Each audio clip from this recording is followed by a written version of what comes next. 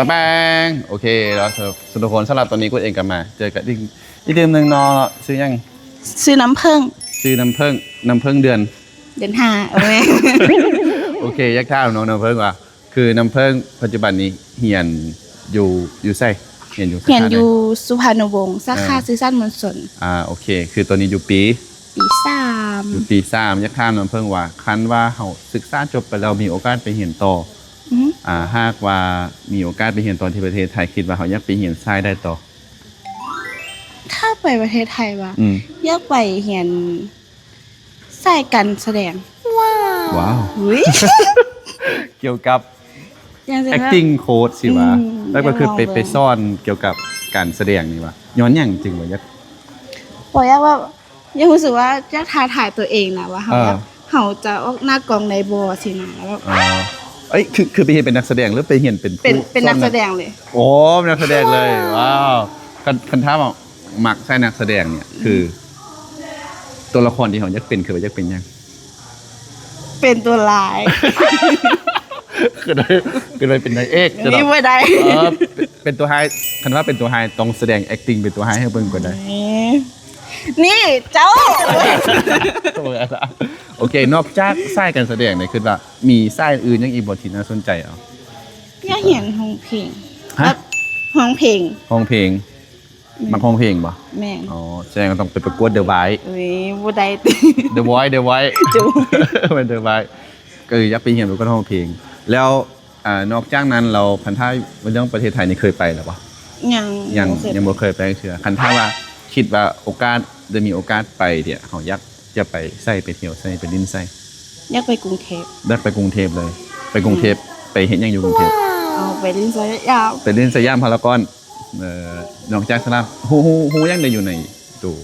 กรุงเทพ ก็บ่ได้ฮู้เหมือนขนาดนั้น แต่ที่ฮูมาก็คือมี สยามพารากอนแล้วก็อัน ไอคอนปะไอคอนสยามฮูเนาะ ฮู้ ฮูแท้ๆปะ เคยได้ยินไว้ผ่านๆเลยก็บ่เคยไปจักเทื่อ โอเคแต่การมีโอกาสก็อยากจะไปเนาะโอเคคิดว่ามักยังอยู่ในประเทศไทยคิดว่า ท่านมักหยังวะ อืม น่าจะมักผู้คนอยู่ในประเทศไทยแบบเขาจะแบบน่าจะเฟรนลี่เพราะว่าน้องก็น่าจะมีหมู่อันคนไทยหลายคนใช่ไหมแบบก็ต้องแบบ น้องก็ฮู้จักมีหมู่อยู่ที่ประเทศไท แม่ ย น ปะ อ เอ้า ยู่ ฮู้จักผ่านทางใด อันโลกออนไลน์ อ๋อโลกออนไลน์ แม่ก็ต้องแบบเฟรนลี่แบบหล่มมวนแบบการให้เกียรติเขาแบบคือประมาณนึงเลยใช่ไหมก็คือคนเฮาคือคนลาวเฮานั่นแหละแบบนั่นเลย มีหมู่ซื้อยัง ซื้อน้ ซื้อน้ำอยู่จังหวัด ำอยู่ชลบุรี ชลบุรีอ๋อมีไผติมอีกผู้เดียวฮะ แล้วก็มีรุ่นเอื่อยซื้อแผรอยู่อ่าอยู่พัทยา อ๋อพัทยาโอเคแล้วมีคันสมุดแพรกับนำกำลังเบิ่งวิดีโอนี้อยู่มียังอยากจะบอกเขาเจ้าปะเคยเห็นเขาเจ้าตัวจริงปะ เคยขอกันด้วย อ๋อมียังอยากจะบอกป้าถึงเขาเจ้าปะ อยากไปลิ้นนำเด้อ โอเคเข้าใจบายโอเคสบายดีทุกคนสำหรับตัวนี้คุณเองก็มาอยู่กับอิงน้องเนาะสบายดี สบายดี เรียนอย่างหนักย้ำเข้าผมนิดนึงโอเคมีซื้อว่า ห้อง ซื้อห้องเนาะโอเคห้องเป็นคนแขวงได้อยู่ประเทศเราว เป็นคนแข่งสัญญาบุรีมหงสา ห้องซ่านี่อยู่ติดจังหวัดได้ปะ อยู่ติดจังหวัดนาน ติดจังหวัดน่านประเทศ ประเทศไทย เคยไปปะเคยข้ามไปประเทศไทย เคยไปสายแดนตอนยังหน่อยเทื่อนึง แต่ตอนใหญ่เลย ตอนเยอะบ่ได้ไป เจ้าบอกให้เข้าประเทศ หนูก็มีพาสปอร์ต บ่ได้ให้พาสปอร์ตโอเคข้ามห้องว่าตัวนี้เขาเฮียนอยู่ปีได้ละ ยันอยู่ปีสอง อยู่ปี2เคยมีความฝันบ่หรือว่าเฮามีความคิดว่าอนาคตตัวหน้าคันสมมุติเฮาจบมานี่คันว่ามีโอกาสไปศึกษาตอนที่ประเทศไทยตอนนั้นเฮาเคยคิดบ่ว่าอยากไปเรียนอยู่ไทยหรืออยู่จังซี่เขาอยากไปเรียนไสได้ตอนนี้ อยากไปเรียนสายสื่อสารนี่แหละแล้วก็อยากเห็นว่า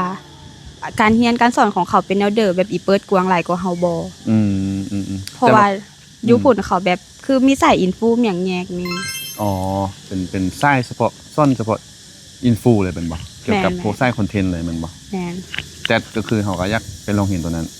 โดย แล้วนอกจากไส้พวกนี้แต่มีอย่างอีติมบ่ที่เขาคิดว่า นาจี บ่มีสายหยัง ก็คืออยากไปเห็นทรายตัวนี้นี่เนาะอ่ะ โดย แล้วนอกจากการเรียนสิได้เราคือประเทศไทยนี่เฮายังบ่เคยไปจักเทื่อแต่ถ้ามีโอกาสไปนี่เฮาคิดว่าอยากไปเที่ยวไส้ไปลิ้นไส้ น้องอยากไปเชียงใหม่ จังหวัดเชียงใหม่ แม่ อยากไปเที่ยวย้อนหยังจังหวัดเชียงใหม่ ไปแม่กำปองเห็นมันงามดี จุดสำคัญหรือว่าจุดที่เฮาอยากไปเป็นบนใดของแม่กำปอง บอนน่ะมันเป็นถนนอันที่แบบที่เดียววะที่มันนั่น ช่างมันแหละ ปล่อยมันไป โอเค คือนอกจากแม่กำปองแล้ว คือมีทางได้อีกติมบ่ที่เฮาคิดว่าอยากจะไปเที่ยวไปอันนั้นเชียงใหม่เที่ยวภาคกลางเลยเที่ยวกรุงเทพเที่ยวอีหยังนี่ อยากไปสยาม อยากไปสยาม ย้อนหยังจริงๆอยากไปสยามเพราะว่าเห็นหลายคนบอกว่าอยากไปสยามย้อนหยัง แบบเขาแต่งตัวแบบอิสระนะ แล้วก็มีบอลเที่ยวหลาย เมลอนว่าสิซาเนาะเราเรื่องอาหารเด้เฮามักบ่อาหารมักกินประเภทใด จำมะหง เป็นเที่ยวประเทศไทยเรากินตำมะม่วงคือเก่า ตำมะละกอ แล้วพวกอาหารอื่นๆเนี่ยคือว่าเรายังอยากลองเบิ่งอยู่บ้านเราอาจจะเคยมีแต่สมมุติไปที่ประเทศไทยสิเราอยากไปลองเบิ่งสินะอีหยังบ่อาหารทะเลคิดบ่ออก โอเคเข้าใจ เข้าใจ โอเคสวัสดีทุกคนเนาะสำหรับในคลิปนี้กูเองก็จะพามาถามความรู้สึกน้องแคท สบายดี เพิ่งว่าจะมาถามเกี่ยวกับเรื่องอนาคต อนาคตอยากสมมุติว่าเรื่องการเรียนนี่เนาะคือแคทนี่คิดว่าคันถ้ามีโอกาสได้ไปศึกษาเรียนต่ออยู่ที่ประเทศไทยคิดว่าอยากไปเรียนต่อสายได้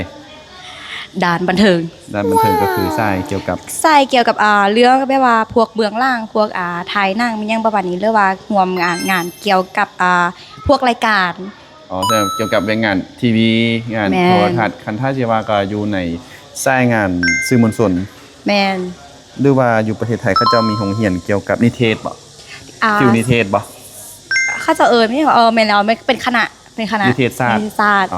อยากลองไปเรียนนิเทศ ราย ศา อย่าง ส ห ต นึง ร์ เนี่ยคือยักษ์เสริมก็คือว่า